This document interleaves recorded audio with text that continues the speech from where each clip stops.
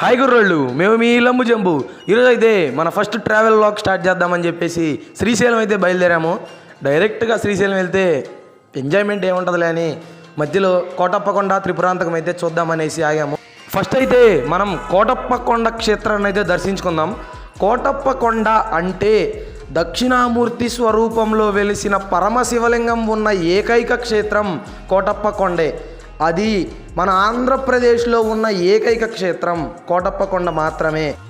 ఇంకొక విషయం ఏంటంటే కోటప్పకొండ మీద ఎప్పుడు పగలు లేదు, రాత్రి లేదు, ఒక్క కాకి కూడా వాలదు. కొండ స్టార్టింగ్ నుంచి ఎండింగ్ వరకు చూడండి, ఒక్క కాకి అనేది కూడా ఉండదు. ఎందుకంటే ఆ పరమశివుడు ఒక గొల్లబామకి ఇచ్చిన వరం అది. ఆ వరం ఏంటంటే ఒక గొల్లబామ రోజు అన్నం తీసుకొని కొండపైకి వచ్చి ఆ శివుడికి అన్నం పెడుతూ ఉండేది. ఆయన తింటూ ఉండేవాడు కూడా. అయితే కిందకి రాయ్యా అని అడుగుతూ ఉంటే ఆయన ఒక నవ్వు నవ్వి ఉండేవాడు. ఎందుకంటే దక్షిణామూర్తి కదా, కొంచెం సైలెంట్గా ఉండేవాడు. అయితే ఒకరోజు అలాగే చల్లకొండ తీసుకొని పైకి వస్తుండగా, చల్లకొండ అంటే మజ్జిగ అన్నం తీసుకొని వస్తుండగా అలసటతో ఒక చెట్టు కింద ఆగి కూర్చుంటుంది. ఆమె కూర్చుంటే ఆ కొండని కాకొచ్చి నెట్టేస్తే అన్నం అంతా కింద పడిపోతుంది. అయ్యో, పైన ఉన్న శివుడికి అన్నం పెట్టాలి, ఇప్పుడు ఎలాగా అని ఆమె చాలా బాధపడిద్ది. ఆమె బాధని చూడలేక ఆ పరమశివుడు ఒక వృద్ధ బ్రాహ్మణ రూపంలో కిందకొచ్చి ఆమెకి ఒక వరం ఇస్తాడు. ఇంకా ఈ కొండ మీద కాకులు అనేవి వాలవు అని. దీన్ని బట్టి మీకు ఏమర్థమైందంటే ఒక చిన్న కోరికైనా సరే ఒక భక్తుడు బాధపడ్డాడు అంటే కనుక అది చిన్న కోరికతో అయినా పెద్ద కోరికతో అయినా అది ఖచ్చితంగా తీరుతుంది ఆ కోటప్పకొండ మీద. మీకు ఒక విషయం చెప్తా వినండి. కోటప్పకొండ మీద ప్రతిరోజు ఉదయం ఒక ప్రధాన అర్చకులు స్వామివారికి అభిషేకం చేస్తూ ఉంటారు. అభిషేకం చేస్తున్న సమయంలో మీరు కానీ వెళ్ళి ఒక మామిడి పండు కానీ దానిమ్మ పండు కానీ ఏదైనా ఒక పండు ఇస్తే దాన్ని వెంటనే అక్కడే చేతులతో చిదిమి వచ్చిన రసాన్ని డైరెక్ట్గా లింగం మీద అభిషేకం చేసేస్తారు. అది చూడడానికి 2 కళ్ళు సరిపో, అంత అద్భుతంగా ఉంటుంది. మీరు గనక ఉదయం వెళ్తే కనుక ఒక్కసారి ఇలాంటి అభిషేకం అయితే చూడండి. మీకోసం అయితే మా జంబుగాడు చాలా కష్టపడి కోటప్పకొండ శివుడిని అయితే చూపిస్తున్నాడు. ఒక్కసారి ఆ శివుడిని దర్శనం చేసుకొని మా జంబుగాడి కోసం ఒక చిన్న లైక్ అయితే వేసేసుకోండి. ఇప్పుడైతే మనం త్రిపురాంతకం అయితే వెళుతున్నాం. త్రిపురాంతకం అంటే కొండ మీద త్రిపురాంతకేశ్వరుడు, కొండ కింద బాలా త్రిపుర సుందరీదేవిగా దర్శనమిస్తున్నారు. ఇది మన ప్రకాశం జిల్లా త్రిపురాంతక మండలంలో ఒక గ్రామం. అయితే కొండ మీద ఉన్న త్రిపురాంతకేశ్వరుడు గుడి నుంచి ఒక గృహం ఉంది.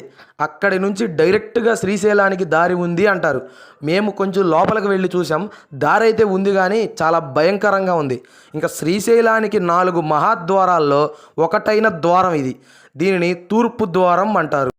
తారకాసులను సంహరించే సమయంలో సాక్షాత్తు బాలా త్రిపుర సుందరీదేవియే శివుడికి సాయం చేసిందని, బాల త్రిపుర సుందరీదేవి ఒక యాగకుండం నుంచి ఉద్భవించిందని, ఇక్కడ స్వయంభూగా వెలిసిందని, ఈ ఘటన జరిగిన ప్రదేశం నేడు పుణ్యక్షేత్రంగా విరాజిల్లుతోందని అక్కడి అర్చకులు మనకి చెబుతున్నారు. పూర్వం ఇక్కడ చాలా జంతు బలులు జరుగుతూ ఉండేవి. 1/2 అడుగు లోతు 2 అడుగుల వ్యాసం గల రాగి పాత్ర ఒకటి ఉన్నది. అందులో ఎన్ని జంతు బలులు చేసినా రక్తం వేసినా ఆ పాత్ర నిండేది కాదు. దీన్ని మీరు చూడవచ్చు. ఆ గుడి లోపలికి వెళ్ళేటప్పుడు రైట్ సైడ్లోనే దాన్ని పెట్టి ఉంచారు. మీరైతే చూస్తే అదైతే చాలా అద్భుతంగా ఉంటుంది.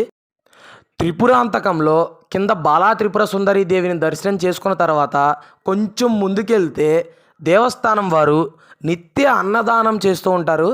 ఇక్కడ ఎంతమంది వస్తే మధ్యాహ్నం కానీ సాయంత్రం కానీ భోజనం పెడుతూనే ఉంటారు. ఒకవేళ భోజనం అయిపోయినా సరే వాళ్ళని కూర్చోబెట్టి వేడిగా వండి అన్నం పెట్టే పంపిస్తారు.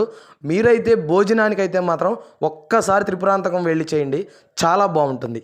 ఇప్పుడైతే మనం వెళ్ళబోతున్న క్షేత్రం జ్యోతిర్లింగం శక్తిపీఠం కలిసి ఉన్న ఏకైక క్షేత్రం శ్రీశైల క్షేత్రం.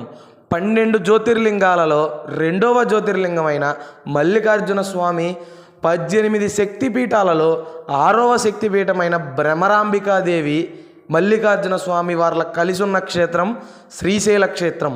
శ్రీశైలంలో ఎన్నో అద్భుతాలు, ఎన్నో విషయాలు అన్నీ చెప్పాలంటే మనం చాలా వీడియోలు చేయాలి, ఒక్క వీడియోలో అవ్వదు. కాబట్టి మాకు తెలిసిన కొన్ని విషయాలను మాత్రం మీతో షేర్ చేస్తాం. శ్రీశైలం కొండ ఎక్కుతున్నప్పుడు మనకైతే చాలా కోతులైతే కనిపిస్తాయి. ఇంకా వాటికైతే మా జంబుగాడు అట్టికాయలు వేసేద్దాం రా అన్నాడు. కానీ శ్రీశైలం దేవస్థానం వాళ్ళు కోతులకు అట్టికాయలు కానీ ఎటువంటి పండ్లు వెయ్యొద్దు అని అన్నారు. మా జంబుగాడు మాత్రం అరే అవి కూడా ఆకలితో ఉంటాయి, నేను వెయ్యాల్సిందే అట్టికాయలు అన్నాడు. సరే ఇంక వాడి మాట కాదంటాం దేనికని వాటికైతే అట్టికాయలు అయితే వేసేసాము. ఇంకా అవైతే చాలా హ్యాపీగా తీసేసుకున్నాయి. ఇంకా శ్రీశైలంలో ధూళి దర్శనం అని ఉంటుంది. అది ఓన్లీ సాయంత్రం పూటే చేసుకోవచ్చు. మీరెవరైనా సరే సాయంత్రం 6 తర్వాత కానీ శ్రీశైలం వస్తే ఎలా వచ్చారో అలాగే దర్శనానికి వెళ్ళాలి. కాళ్ళు కానీ చేతులు కానీ ఏం కడుక్కోకూడదు. అలా దర్శనానికి వెళ్తేనే ఆ శివుడికి చాలా అంటే చాలా ఇష్టం. దాన్నే ధూళి దర్శనం అంటారు. ఒక్క శ్రీశైలంలోనే శనగల బసవన్న అని ఉంటాడు. మీరు ఎన్నో కష్టాలు, ఎన్నో బాధలు, ఎన్నో సంవత్సరాల నుంచి పడతా ఉంటారు. ఆ బాధలు కష్టాలు తీరాలి అంటే దానికి ఒక్కటే మార్గం. శ్రీశైలంలో ఉన్న శనగల బసవన్నకి నా కోరిక తీరితే శనగలు కడతాను అని మొక్కుకుంటే కనుక ఆ కోరిక సచ్చినట్టు తీరిపోద్ది. మీరు రాసి పెట్టుకోండి. కావాలంటే కోరిక తీరిన తర్వాత శనగలు ఎలా కట్టాలని మీకు డౌట్ వస్తే కనుక కరెక్ట్గా క్యూ లైన్లో వెళుతుండగా గుడి గుమ్మం దాటిన తర్వాత నంది కనపడతా ఉంటాడు. మీరు కట్టిన శనగల మూటని అక్కడ ఉన్న గుడి యాజమాన్యానికి ఇస్తే వాళ్ళు తీసుకెళ్ళి నందికి కడతారు.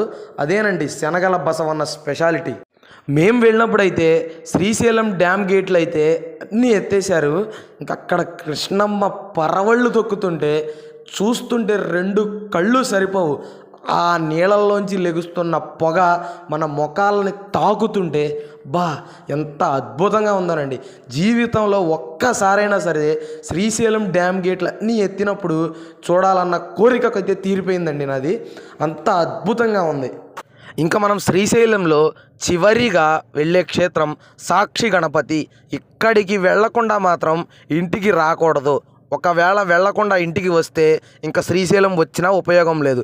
ఎందుకంటే మనం శ్రీశైలం వచ్చాము అని ఆ శివయ్యకి సాక్ష్యం చెప్పేది ఈ సాక్షి గణపతే. ఇట్లు మీ Lambu Jambu. Please like, share and subscribe and thank you.